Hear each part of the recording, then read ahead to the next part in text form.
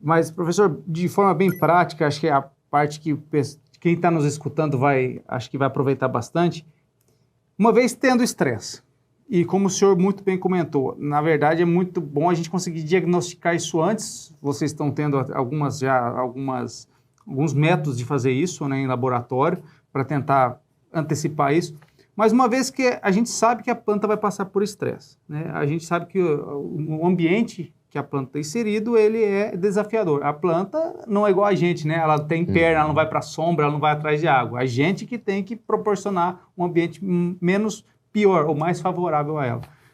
Professor, de forma bem prática, né? Quais seriam aí as principais formas de combater os estresses? Eu acho que a gente podia seguir nessa linha de raciocínio que o senhor comentou, abordando as principais tecnologias, né? Que a gente sabe que tem muitas, mas quais seriam as principais tecnologias que a gente poderia adotar para mitigar os estresses aí no dia a dia no campo?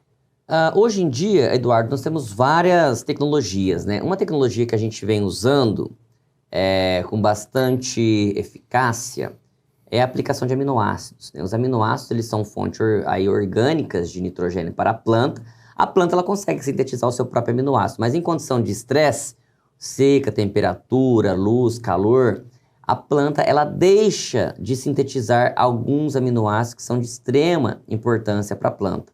Né? Então, a aplicação de aminoácidos, né? E quando eu falo aminoácidos, nós temos 20 aminoácidos. Deixa eu ver se eu coloquei aqui no slide, eu vou mostrar para vocês um livrinho que nós escrevemos. No ano passado nós escrevemos um livrinho de aplicação de aminoácidos nas plantas. Né? E o intuito desse nosso livro, Eduardo, foi mostrar para o pessoal que está lá na ponta, a importância dele saber o que é o aminoácido, né? Hoje no mercado tem tanto produto, né? E eles acham que os aminoácidos são todos iguais, e não são. Cada aminoácido tem a sua função específica na planta. Assim como os nutrientes, né, professor? Assim como os nutrientes, assim como nitrogênio, fósforo, potássio, cálcio, magnésio, os aminoácidos também têm. Teria que seguir a mesma lógica de raciocínio. Exatamente. E aí, o que acontece? Chega lá na revenda, qual aminoácido? Me dá o mais barato. Mas será que você está levando o aminoácido que realmente você precisa? Ou será que você está levando o aminoácido só porque é o mais barato? Né? Então, o intuito desse nosso livro foi mostrar, é um livro bem pequenininho, de 35 páginas, mas mostrar o efeito de cada aminoácido, o que cada aminoácido faz na planta. Né? Por quê? Porque dependendo da fase fenológica da cultura, Eduardo, ela tem uma necessidade diferente, né? O milho, a soja, o trigo, o sorgo, o algodão, eles têm necessidades diferentes e cada aminoácido tem esse papel funcional. Por exemplo, professor, no tratamento de semente por exemplo, como a gente tem hoje no tratamento da soja, cobalto, molibdênio e níquel, no tratamento da semente. Para aminoácido, a lógica seria a mesma? Alguns aminoácidos específicos no tratamento de semente, depois V4, assim... É lógico. Vou te dar um exemplo. Você tocou num assunto que eu já ia entrar, que é a germinação da semente. Depois a gente vai falar em ordem cronológica até controlar o estresse. O que significa germinação de semente? O que é a germinação? Agronomicamente falando, a semente ela tem um endosperma, ela tem um embrião. Esse embrião ele tem que estar vivo, né? Então, a preconização é que o embrião tem que estar vivo. A água entra, né? A água começa a quebrar aquelas moléculas de açúcar e moléculas de proteína. 40% do PMS da soja é proteína. Então, ali dentro tem muitos aminoácidos que, muitas vezes, dependendo como você maneja, aminoácidos importantíssimos, como o triptofano, que deveria estar ali e talvez não está. Por que o triptofano na semente, pessoal? Porque o triptofano, ele é precursor de um aminoácido chamado auxina, um hormônio chamado auxina. E a auxina é o hormônio que faz o crescimento radicular. Então, o embrião, ele está ali dentro da semente, a condição tem que ter água. Para a semente germinar, tem que ter uma condição. O quê? Hormônio. Né? Então, ali dentro tem a formação de auxina. E para ter auxina, para a indução de divisão celular do embrião, tem que ter triptofano. Então, você pode ver, a grande maioria desse tratamento de semente, que o pessoal chama de enraizadores, todos têm zinco e todos têm triptofano. Por quê? Zinco faz triptofano, triptofano faz auxina. Então, a auxina é o hormônio que permite a raiz se multiplicar. Então, que permite ali o embrião se multiplica, tem a formação da radicela, a radícula começa a se multiplicar, aquelas raízes primárias, então, nas primeiras semanas de vida, são muito importantes para a planta absorver o máximo de água e o máximo de nutrientes. E conforme a planta vai crescendo, ela vai se desenvolvendo, ela vai precisando de outros aminoácidos. Ela precisa de formar lignina. Não existe formação de lignina, por exemplo, Eduardo, sem um aminoácido chamado fenilalanina. Então, qual que é o nosso intuito? Nosso intuito é mostrar qual é o melhor manejo de quais aminoácidos em quais situações específicas. Agora, pessoal, vocês têm que tomar um pouco de cuidado, porque aminoácido não é tudo igual. Mas na grande maioria dos aminoácidos, a principal fração deles é o ácido glutâmico. Quando você aplica excessivamente ácido glutâmico em soja, por exemplo, a gente dá origem ao que a gente chama de soja louca. O que é soja louca? É o engalhamento excessivo, né? E a gente não quer isso. Senão você fica aplicando um monte de aminoácido, a soja fica louca, ela começa a engalhar, depois você vem, aplica um produto para segurar. Então, a ideia do aminoácido é nós utilizarmos ele em condições de estresse, né? Que tipo de estresse? Tá planejado, eu sei que vai vir um veranico, tá? A meteorologia tá falando que a partir da semana que vem vai começar veranico. Eu vou esperar o veranico acontecer para aplicar o aminoácido? Lógico que não. Eu vou preparar a planta para que ela receba, né, aí esse veranico. Então, a gente vem com aplicações de aminoácidos foliar, né? Tem um funcionamento muito, muito bom.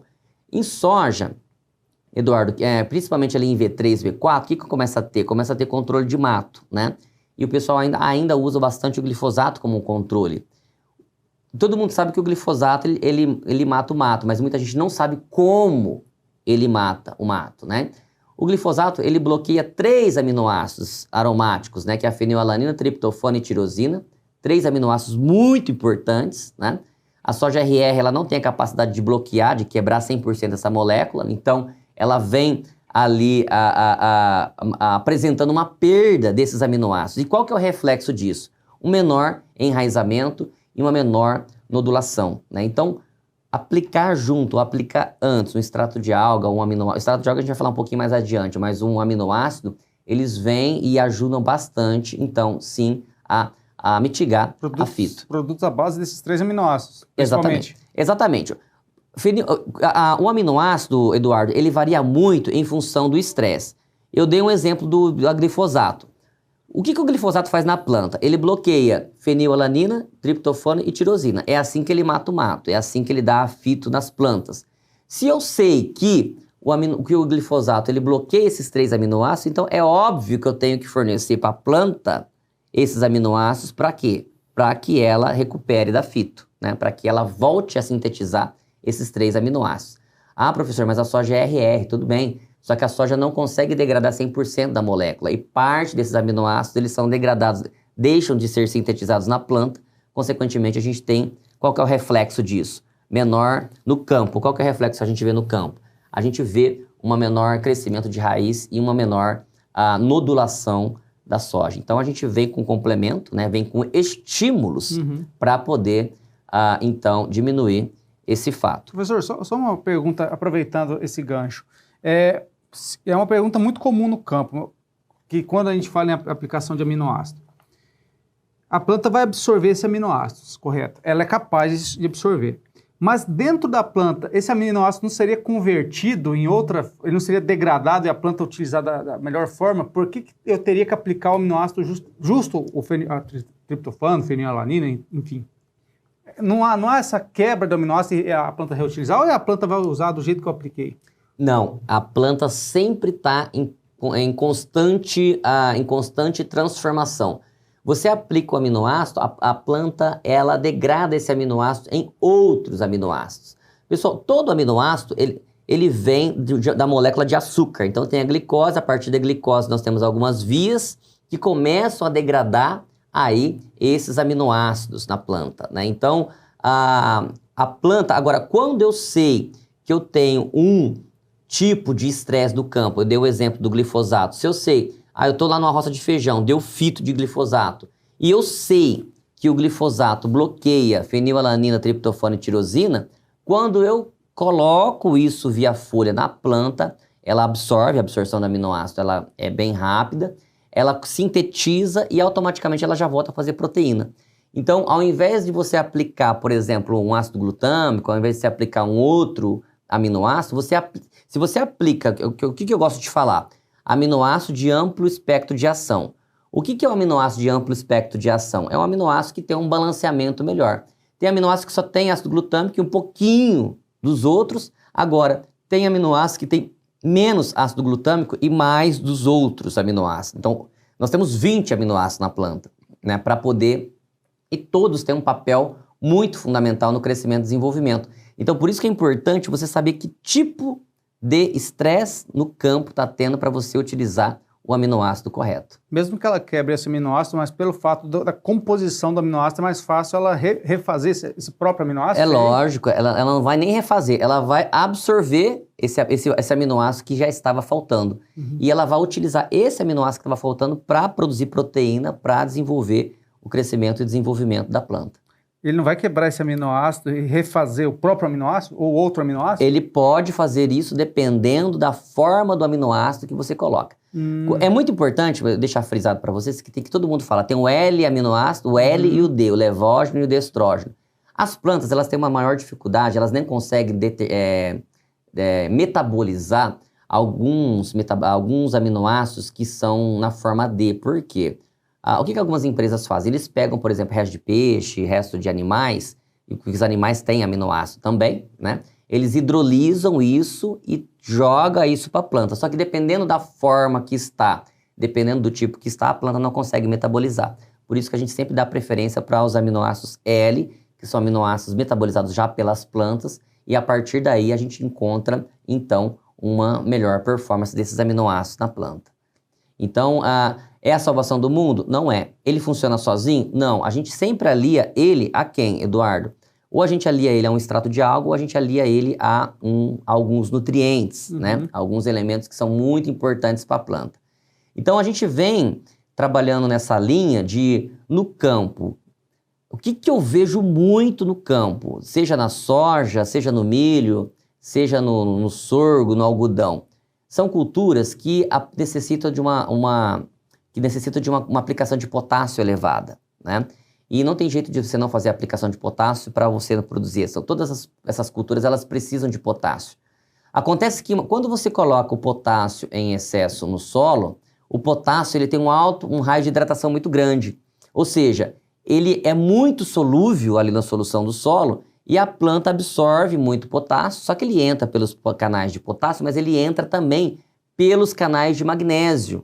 E mesmo solos no campo com alto teor de magnésio no solo, magnésio com 18%, 20% de magnésio na CTC, a gente encontra deficiência de magnésio na planta.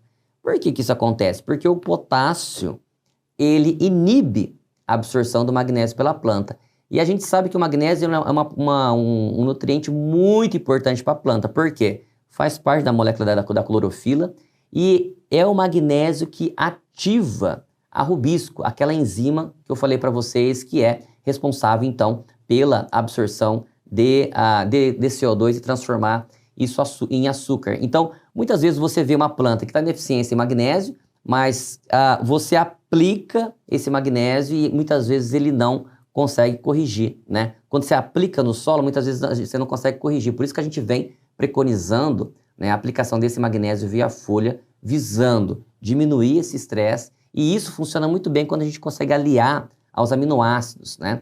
Os aminoácidos, eles funcionam ali como um acompanhante que facilita a entrada do elemento na planta, né? Agora, cuidado para não ficar usando muito aminoácido, né? Se você usar muito aminoácido no campo, isso vai dar problema aí de superbrotação. Então, é sempre interessante a gente revezar ele com um MAP purificado, né? A função do MAP purificado não é fornecer nitrogênio e fósforo para a planta. Na verdade, a função do MAP purificado é rasgar a cutícula, né? Em cima da folha tem uma cutícula, a função ali do amônio é romper essa cutícula e o elemento, o micronutriente, ele entra ali com muito mais rapidez, com muito mais facilidade ali na planta. Então, esse é um manejo que a gente vem fazendo aí com bastante assertividade, Eduardo. Muito bom, professor. Eu acho que de aminoácidos, né, o senhor comentou bem, e o senhor falou muito de aliar aminoácidos com nutrientes. Dentre os nutrientes, né, professor, eu acho que extrato de algas a gente pode meio que falar junto, né? O que o senhor... quais seriam os nutrientes chaves aí com relação ao combate ao estresse ou mitigação de estresse e épocas de aplicação? Eu acho que quem está nos assistindo gostaria de saber um posicionamento, né, da melhor forma de se posicionar os nutrientes visando estresse, especificamente. Ótimo. Aqui eu vou mostrar para vocês agora uma tabelinha, tá vendo? Tá em verde, são os elementos essenciais. Em amarelo, os elementos benéficos. O elemento essencial é aquele que a planta não completa o ciclo de vida na ausência desse elemento. Nitrogênio, fósforo, potássio, cálcio, magnésio, enxofre. E os elementos benéficos é aquele que a planta, na ausência dele, a planta termina o ciclo de vida, mas na presença dele a planta cresce mais e se desenvolve mais. Por quê? Porque eles atuam principalmente na atuação aí de estresse. Mas pessoal, não adianta eu comprar o fertilizante, o nutriente, pegar um elemento mais caro se eu não fizer o dever de casa. Qual que é o dever de casa? Calagem, gessagem e não tem jeito, né? O alumínio livre, ele corrói a coifa ali da raiz, e isso impede a absorção de água e de nutriente. Esse aqui foi um experimento feito, parte desse experimento foi analisado aqui no nosso laboratório. Olha aqui que interessante, ó, nós temos 4 tratamentos. Um tratamento controle, sem aplicação de nada de corretivo. O segundo, só gesso. O terceiro, só calcário. E o último, calcário mais gesso, né? Isso aqui é um experimento de longa duração. Então veja que quando nós colocamos o calcário mais o gesso, olha o desenvolvimento do milho, olha o tamanho da espiga do milho, né? Ela cresce muito mais. Aqui, em todas as parcelas, a quantidade de nitrogênio, fósforo, potássio, cálcio, magnésio, aminoácidos, extrato, foi tudo igual. Foi tudo igual. Agora, a minha preocupação é como que eu vou preconizar a aplicação de um micronutriente específico se eu não estou fazendo um básico de casa, né? A gente não começa a casa pelo telhado, a gente começa a casa por onde? Pelo concreto.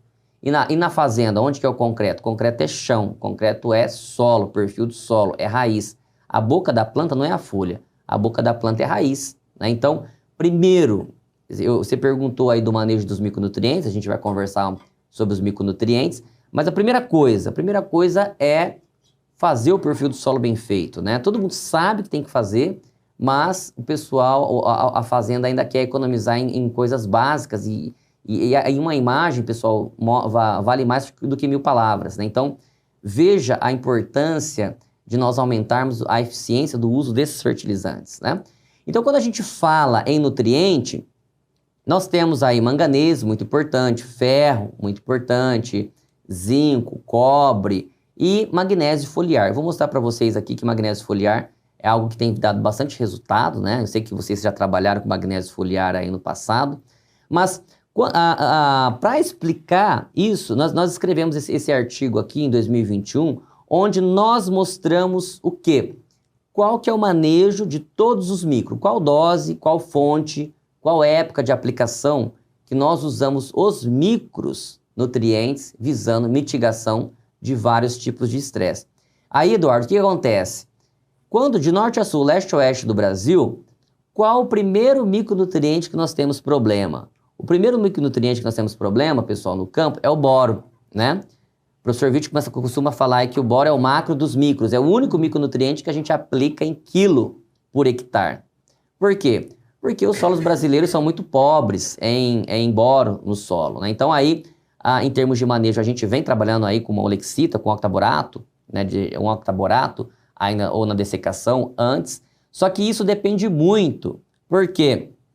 Porque quando a olexita ou o octaborato ele se transforma em ácido bórico no solo, o ácido bórico ele é muito lixiviado, né? Então, anos que chovem mais, nem sempre somente a absorção, nem sempre somente a suplementação via solo, ela tem sido suficiente. Nós trabalhamos muito com milho, vou mostrar uma foto aqui para vocês, né? Que o milho é uma planta que tem problema com boro, soja tem muito problema com boro, né?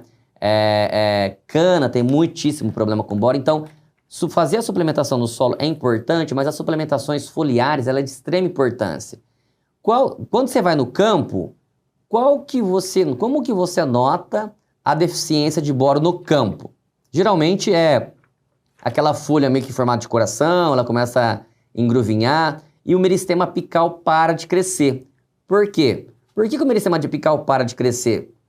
Porque na planta, quando eu jogo ácido bórico na planta, o boro ele se liga a açúcar. E o DNA da planta tem o quê? Tem açúcar. O DNA, desoxirribose, RNA, ribose. Então, faltou boro, a planta não consegue duplicar o DNA, ela para o crescimento. Por isso que o boro ele é um elemento que limita muito aí a produtividade no campo, né? E uma vez que ele entra dentro da planta, ele forma borato, né? Então ele começa a trabalhar na formação de parede celular. E isso é importante para as culturas? Muito, pessoal. Olha o que acontece no milho, né? O lado esquerdo tem um milho suficiente, um lado direito deficiente em boro. O boro ele é muito importante na formação do tubo polínico da flor. E também muito importante para a germinação do grão de pólen. Então você tem um pólen com baixa fertilidade, a probabilidade dessa espiga, desse grão formar é muito baixa, né? No caso da espiga de milho, você sabe que cada semente no campo, aquilo ali é um óvulo fecundado, né? Então o pendão solta o pólen tem que fecundar a parte feminina para ter a formação. No laboratório a gente consegue zerar totalmente o boro da planta. E quando a gente zera totalmente o boro da planta, olha o que acontece. Não tem formação da espiga, né? Então isso limita drasticamente. Então, André, qual que é o manejo do boro? Gente, o boro é um elemento extremamente barato. Aí sempre você vai colocar ele no solo, na forma de lexito, ou octaborato, ou na fonte que você encontrar na sua região, e sempre vir colocando nas aplicações foliares. Por quê? Porque na época do pendoamento, em VT, na hora com milho, ou na época de florescimento, e soja é uma planta de crescimento indeterminado, então sempre está colocando flor, né, ali na planta. E cada flor que você tem que colocar na sua cabeça, que cada flor que você segura é mais vagem que você está colhendo, né? Existem duas formas da gente aumentar a produtividade das plantas. Ou se eu aumento o número de vagem por planta, ou se eu aumento o PMS, ou seja, o peso de 1000 sementes. Uma outra coisa que a gente vem trabalhando bastante, Eduardo, é a questão do magnésio, né? Quando a gente começou a trabalhar esses estudos aí uns 6 anos atrás, o pessoal chamava a gente de louco. Ah, mas não precisa, já tem magnésio no solo. O produtor acha que o magnésio proveniente do calcário dolomítico já é o suficiente para atender a demanda de magnésio desses materiais mais modernos. E eu falo para vocês que não é, né? Esses materiais, eu tenho materiais hoje de 105, 110 dias, são materiais muito precoces e são materiais que extrema exigência nutricional.